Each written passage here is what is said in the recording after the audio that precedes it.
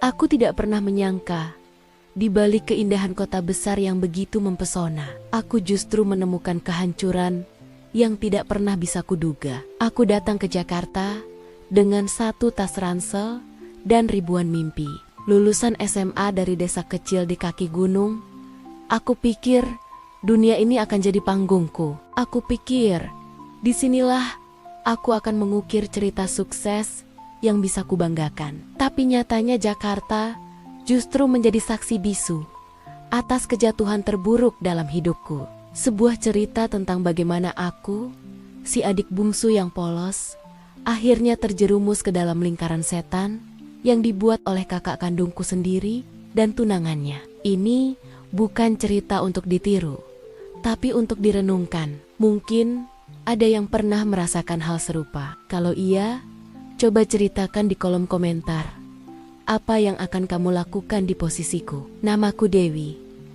Aku anak bontot dari 3 bersaudara. 2 kakak perempuanku, Indri dan Tantri, sudah lebih dulu merantau ke Jakarta.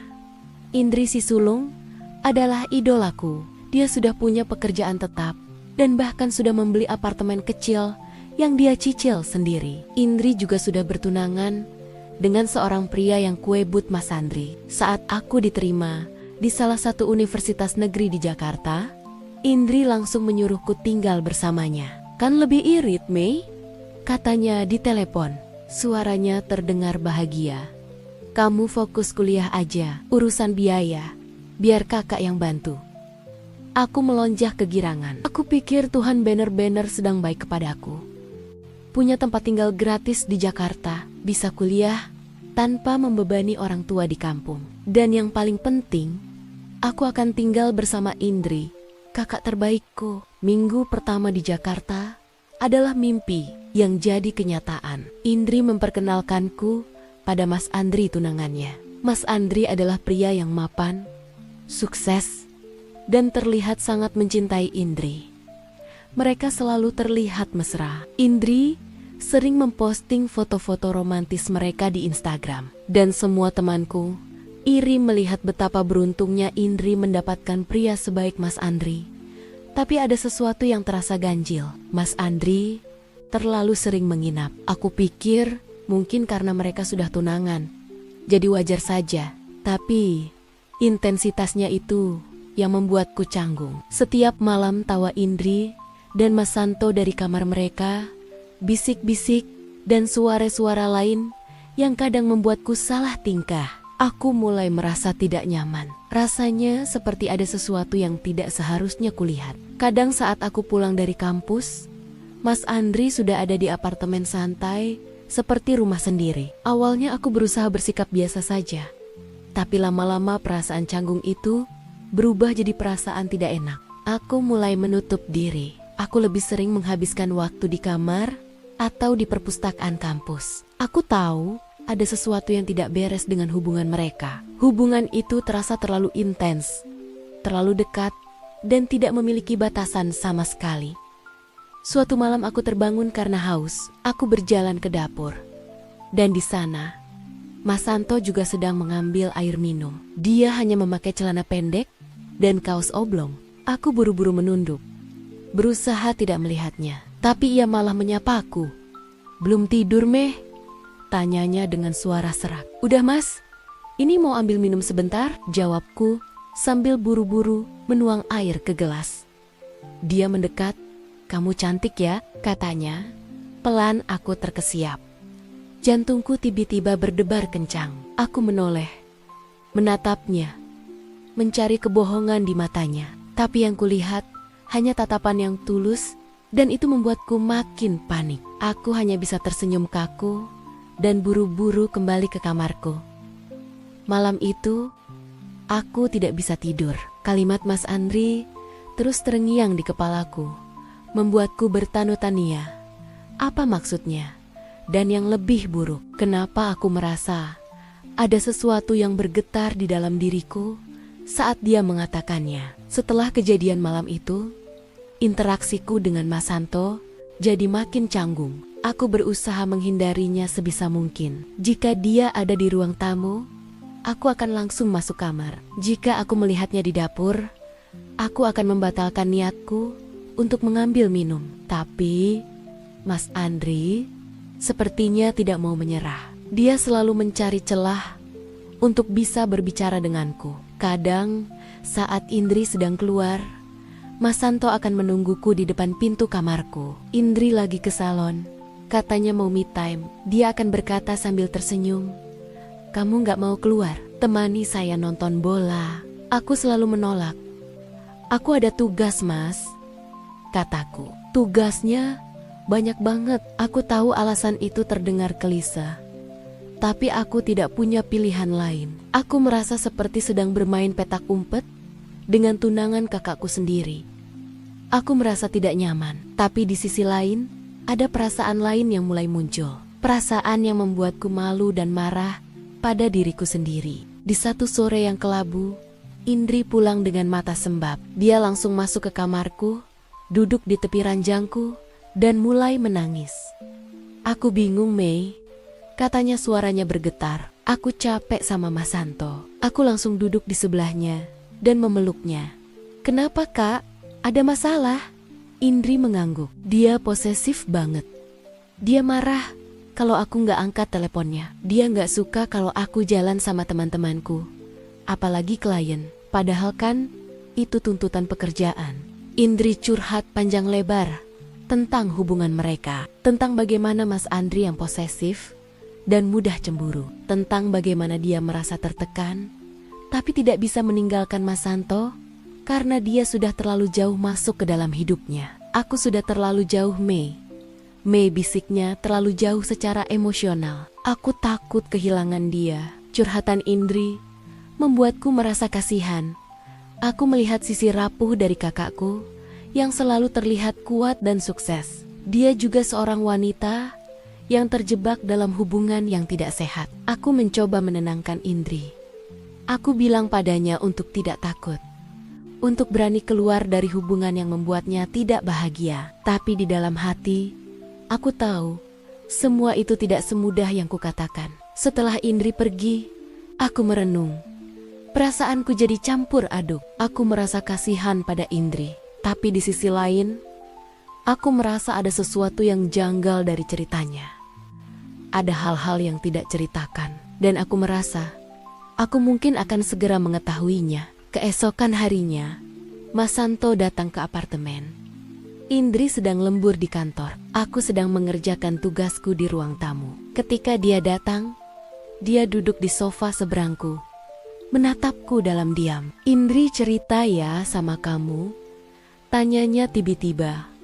Aku terdiam. "Cerita apa, Mas?" tanyaku balik. "Soal hubungan kami," jawabnya dengan nada dingin. "Soal bagaimana aku posesif dan segala macamnya." Aku mengangguk pelan. "Dia hanya curhat, Mas.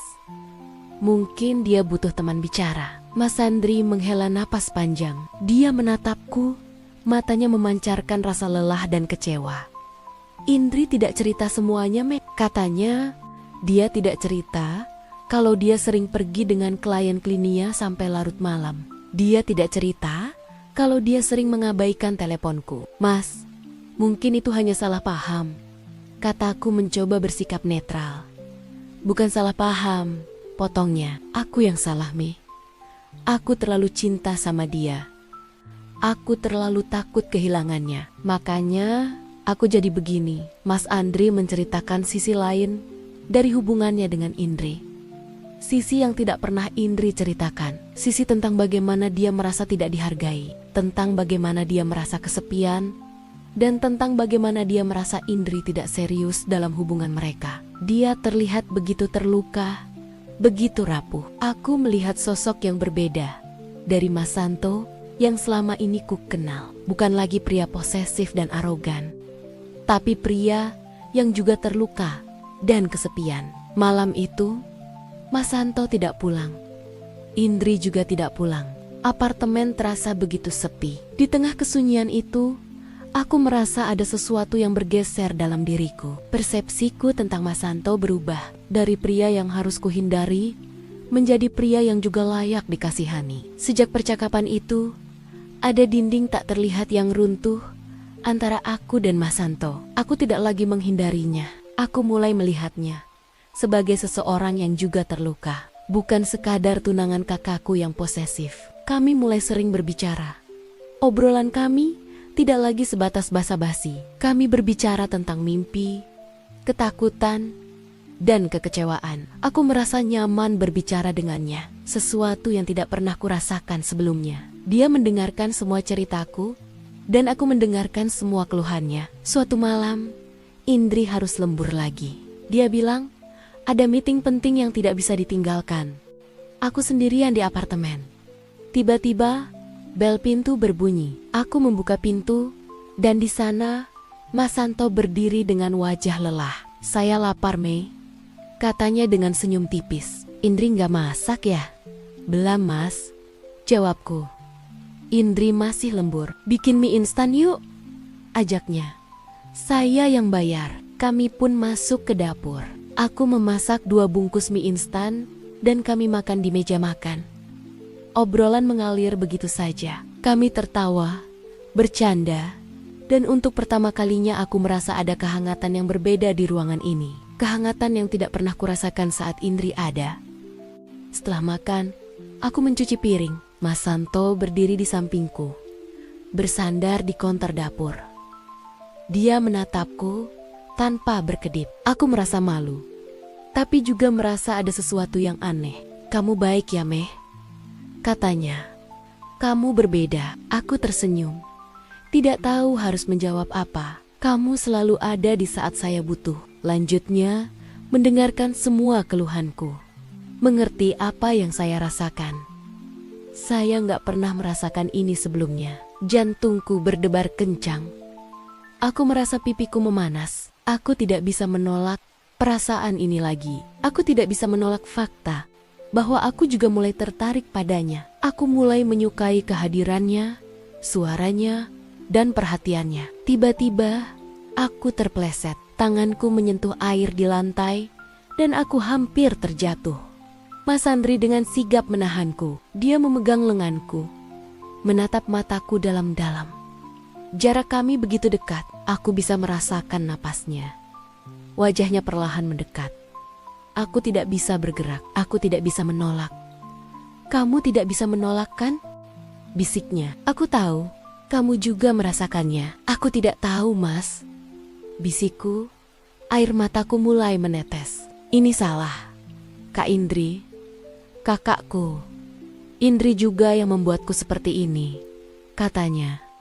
Indri yang membuatku kesepian. Tangan Mas Andri beralih dari lenganku ke pipiku. Dia mengusap air mataku dengan lembut. Aku merasa seperti ada arus listrik yang mengalir di seluruh tubuhku.